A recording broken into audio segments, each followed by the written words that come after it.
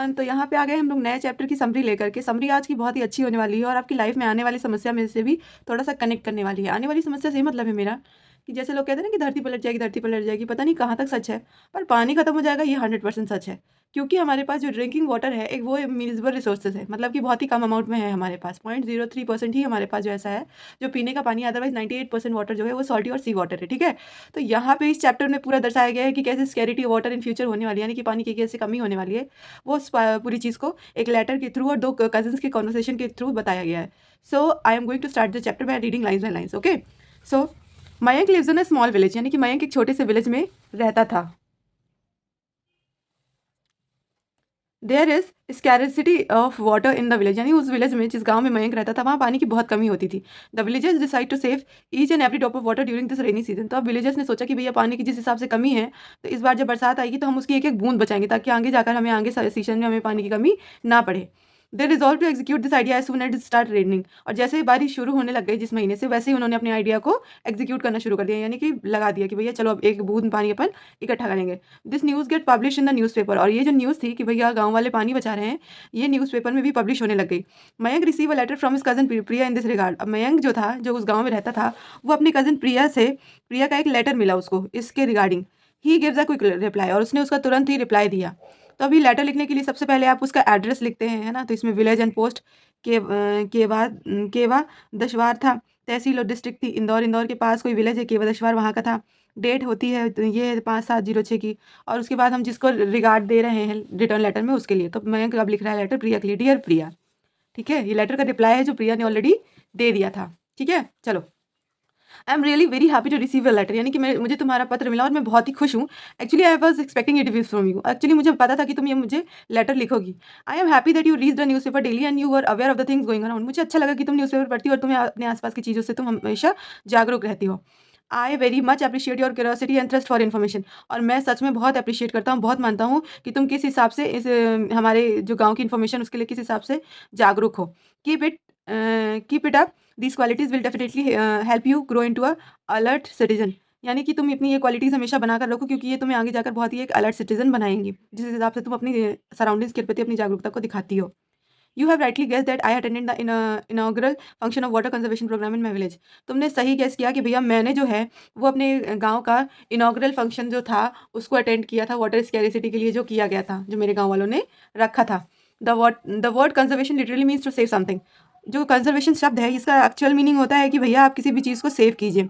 It may be water, energy, soil और some species of plants and animals. इसमें ज़रूरी नहीं कि हम सिर्फ पानी ही सेव करें, इसमें हम कुछ एनर्जी, कुछ मिट्टी या किसी भी प्रकार के पेड़ पौधों को भी हम शामिल कर सकते हैं, और एनिमल्स को भी। In terms of conservation of water, it mean that we all should save water, rain water in the river, pond, well and in the field to raise the ground water level of the earth. अभी water conservation का मतलब ये है बेटा कि किसी भी मतलब कभी भी बरसात के पानी को कंजर्व करना, कहाँ कहाँ, नदी में, किसी तालाब में या किसी कुएं में, ताकि जो हमारी अर्थ का, जो हमारी धरती माता है, उनका जो वाटर लेवल है वो हमेशा बैलेंस रहे। ठीक है, at the same time we should use water with economic. और इसी इसी तरीके के साथ साथ हमें ये भी ज़रूरी है कि भैया हम जो पानी इस्तेमाल कर रहे हैं वो वेस्ट ना करें, और बहुत ही इकोनॉमिक तरीके से, यानी बहुत ही सस्ते तरीके से उसको इस्तेमाल करें।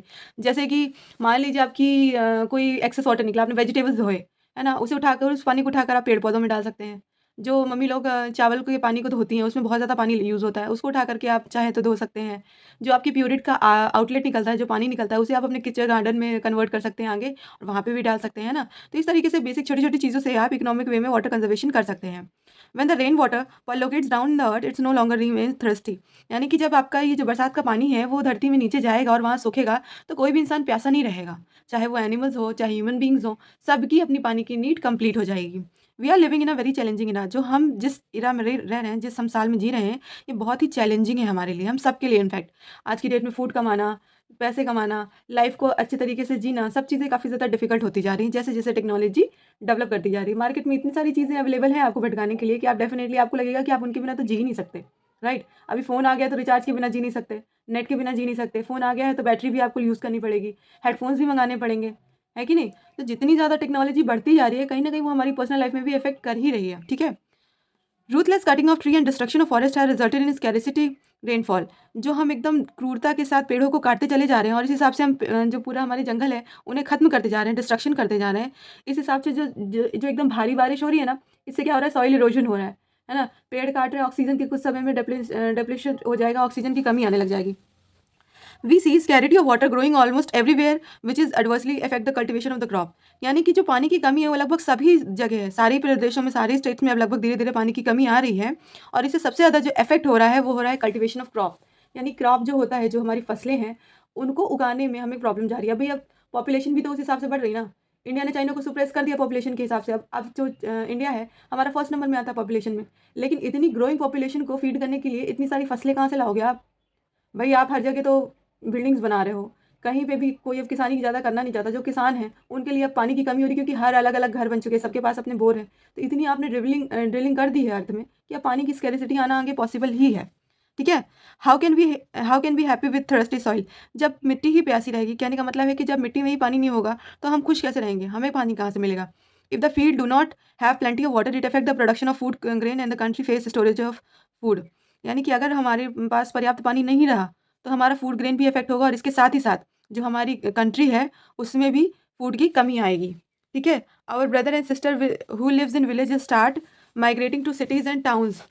जो हमारे बहन भाई हैं, जो हमारे गाँव में रह रहे हैं, वो काम के पर्पज़ से फिर बाहर शहरों में आए जाएँगे, है ना? शहरों में फिर मूव करेंगे अपनी फैमिलीज़ के साथ, ना चाहते हुए भी उन्हें अपना घर छोड़ना पड़ेगा। The cities face to accommodate them and they arises many social and economical problem. अब चूँकि सिटीज़ में इतने सारे लोग आ तो सकते नहीं हैं, भाई पहले से भी कुछ लोग वहाँ रह रहे हैं, गाँव से भी इतने सारे लोग माइग्रेट कर रहे हैं काम काम के लिए कि काम मिल जाए। तो जब सिटी इतने सारे लोगों को एक साथ अकोमोडेट नहीं कर पाएगी, रख नहीं पाएगी, तो फिर वहाँ पे सोशल प्रॉब्लम होगी, चोरी-चकारी होगी, मार-पिटाई होगी, है ना? सर्वाइवल के लिए फिर आदमी क्या कुछ नहीं करेगा। ठीक है? You can realise that our is the new generation which has to play a very important role in the future. यानी कि आप ये चीज़ को रियलाइज़ करिए कि आप जो हैं एक नई जनरेशन है और आपका फ्यूचर में बहुत ही ज़्यादा इंपॉर्टेंट रोल है। It is our duty to remain awake and share the responsibility to find solution to the problem of scarcity of water. ये हमारी ड्यूटी है कि हम हमेशा जागरूक रहें और रिस्पॉन्सिबल रहें कि जो भी पानी की कमी इन फ्यूचर आने वाली है उसके लिए हम लोगों को भी जागरूक करते रहें। आप देखते होंगे बहुत सारे नुक्कड़ नाटक पेड़ मतलब न्यूज़पेपर्स में और न्यूज़ में हर जगह दिखाया जा रहा है कि भैया यहाँ पानी की कमी आ गई, वहाँ पानी की कमी आ गई। लोग एक-एक पानी के लिए, अभी सऊदी अरेबिया वगैरह में आप समझ सकते हैं कि पानी की कितनी इंपॉर्टेंस है। वहाँ एक पानी की टंकी पता नहीं कितने, मतलब बहुत ही महँगी होती होगी। मेरे को तो ख़ास एग्ज़ैक्ट पता नहीं है, बट बहुत महँगी होती है। ठीक है? The government has motivated all the section of the society to come forward to save each and every drop of water. अभी जो गवर्नमेंट है वो सोसाइटी के हर सेक्शन को, चाहे लोअर सेक्शन हो, मिडिल सेक्शन हो, अपर सेक्शन हो, सारे सेक्शन को बोल रही है कि भैया आप आगे आइए, चाहे गरीब हो चाहे मिडिल क्लास हो, सब लोग आगे आइए। और जो पानी की कमी हो रही है हमारे पास, उसके लिए आप एक एक बूंद को बचाइए। ठीक है ना? एक एक ड्रॉप को सेव कीजिए। We receive water through rainfall. यानी कि हमें वाटर सिर्फ एक ही जगह से मिलता है, नेचुरल वाटर, वो है बरसात। This is very unfortunate that most of the water flows down the river and reaches the see that it remain unused. अभी बहुत अजीब-सी बात है, या यूँ कहें कि बहुत बदकिस्मती की बात है कि ज़्यादातर पानी नदियों में जाता है और वो नदियाँ जाकर सागर में मिल जाती हैं, तो पानी जो होता है वो खारा हो जाता है। सी वाटर मिलने के बाद वो खारा हो जाता है, उसके बाद हमारे किसी काम का नहीं रह जाता। We are witness to emptied and dried of river, ponds, well and tubewells. यानी कि हमने देखा है भैया, हमारे पास भी है कि बहुत सारी ऐसी नदियाँ हैं, बहुत सारे ऐसे तालाब हैं, कुएँ हैं, ट्यूबवेल्स हैं जो सूखे पड़े हुए हैं, जहाँ पानी की एक बूँद भी नहीं है। ठीक है ना? जब बारिश आती है तब वहाँ पानी रहता है और जैसे ही बारिश खत्म होती है 2-4 महीने बाद पानी वहाँ से समाप्त हो जाता है। We should not silence it, हमें चुपचाप नहीं बैठना चाहिए। Under water conservation programme we are trying to harvest rain water at different level. हमारे जो वाटर कंजर्वेशन प्रोग्राम चल रहे हैं डिफरेंट डिफरेंट, जहाँ पे हम पानी बचाने के लिए लोगों को अवेयर करते हैं, उसमें हम ये भी सिखाते हैं कि भैया कैसे आप रेन वाटर को अपने ही घर पे स्टोर कर सकते हैं। क्या होता है, जैसे आपकी छतें हैं तो कुछ लोग थोड़े से स्लोपी बनाते हैं एक कॉर्नर, वहाँ से सारे पानी को एक पाइप में लाते हैं, फिर एक टैंक बनवाते हैं, उस टैंक में वो लोग पूरा एक मतलब उसमें प्योरीफिकेशन का पूरा लगवाते हैं, एक बार मिट्टी डलवाई, एक बार रेत डलवाई, इस तरीके से लेयर बाय लेयर। उसके बाद वो पानी जो होता है साफ़ होता है और उसको फिर वो बाकी सारी चीज़ों में इस्तेमाल कर लेते हैं। ठीक है?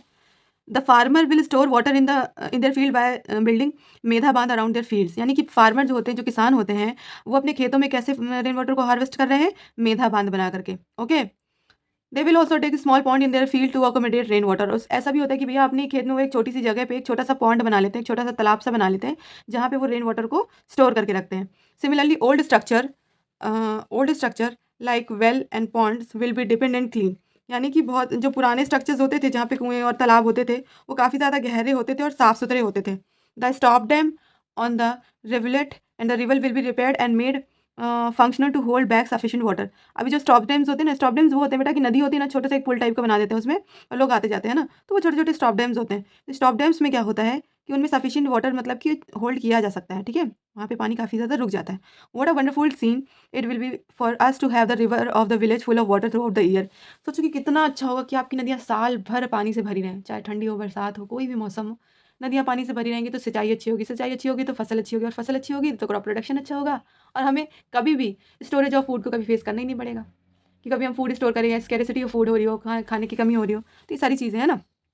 We will again have the enjoyable time of swimming in the river of our own which we had a few years ago. यानी कि फिर हमारे पास वही मौका होगा कि भैया गर्मियों में हम लोग नानी के घर जाते थे ना, जहाँ पे नदियों में स्विम करते थे। फिर वही सारा समय, फिर वही सारी चीज़ें रिवर्स हो जाएँगी। You can easily understand that if the river and the ponds of a place are full of water, the tubewells will automatically be recharged and will continue to give us water throughout the year. आप generally समझ सकते हैं, बहुत आसानी से समझ सकते हैं कि भैया जो रिवर और पॉन्ड होता है, वो पूरा पानी से भरा होता है, ठीक है? जो ट्यूबवेल्स होते हैं, वो ऑटोमैटिकली रिचार्ज हो जाते हैं और हमेशा ही पानी से हमेशा भरे रहते हैं, ठीक है? तो ये कैसे होता है? Due to the rain water.